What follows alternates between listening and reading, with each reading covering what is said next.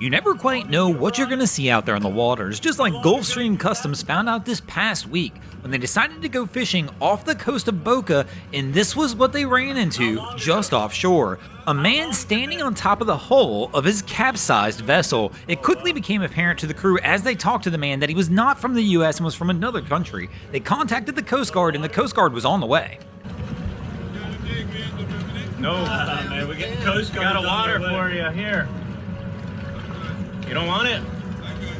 It becomes apparent after that conversation that the gentleman is from Bimini in the Bahamas, but he has drifted over 100 miles from the island, but is definitely a little disoriented as he thinks he's just off the coast of it and that this crew might be able to take him back. Again, always assess every situation before you offer help. It is your responsibility out on the water to offer help, but many times the help you need to offer is only a call to get the proper help on the scene. But this is just one of the wild things we'll see in this week's episode of Boating News of the Week. Our first story to make the boating news this week is going to take us over to Florida in St. Augustine, where this was the scene just a few days ago right outside of Volano Inlet, when a vessel was on approach on the north side of the inlet when the next thing the crew knew, they wound up aground and the vessel wound up taking on water and sinking as seen in the images here. The incident occurred with two crew members on board the vessel. They were able to get off an emergency distress signal before the vessel was finally going down, and they decided they needed to evacuate the ship.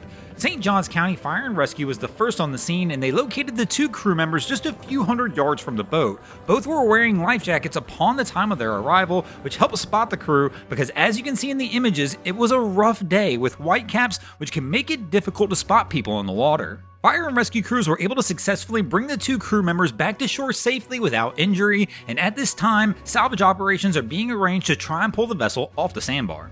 Our next story to make the boating news this week is going to take us over to the coast of Italy, where this was the scene just a little over a week ago, when 85 people had to be rescued after a ferry began to sink off the coast of Trieste this past week. The Italian Coast Guard released a report claiming that the newly built ferry vessel Audace was transporting passengers from Trieste to Grado, when all of a sudden they received an emergency distress signal from the vessel approximately 5 miles off the coast of the Italian coastline. Footage released by the Italian Coast Guard shows the rescue in action. Multiple agencies responded to the scene, as well as many Good Samaritan vessels who happened to be in the area at the time of the incident.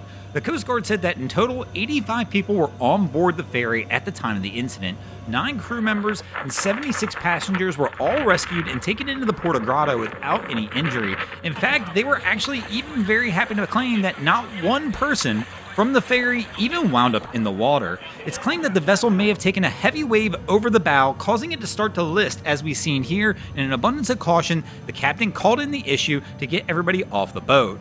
Next story to make the boating news this week is going to take us over to California, where this was the scene just a little over a week ago when the US Coast Guard had to rescue 5 people from a burning vessel approximately 2 miles off the mouth of the Salinas River in Monterey Bay, California. Video footage released by the Coast Guard actually shows the scenes from the daring rescue as the crew of the US Coast Guard brings their cutter actually right alongside the 47-foot pleasure craft that is on fire and begins to try and unload the passengers from that vessel and onto the Coast Guard cutter by trying to pass everybody across without having anybody actually get into the water. It does take a few attempts, but the Coast Guard does finally successfully get all 5 passengers off the vessel and onto the cutter without any injury. The Monterey Fire Department took over at that point, attaching to the vessel and towing it toward the Monterey Bay breakwater, all while they worked on trying to extinguish the blaze. Once the blaze was fully extinguished, they did bring the vessel back into the harbor. Fortunately, they were able to save this one and keep it afloat, which meant they were able to successfully keep 600 gallons of diesel fuel from releasing into the bay. Thanks for watching, crew. I hope you enjoyed this week's episode of Boating News of the Week. If you ever see anything crazy happening out on your waterways, be sure to hit us up on Facebook or Instagram and let us know, and you might see your stories over here,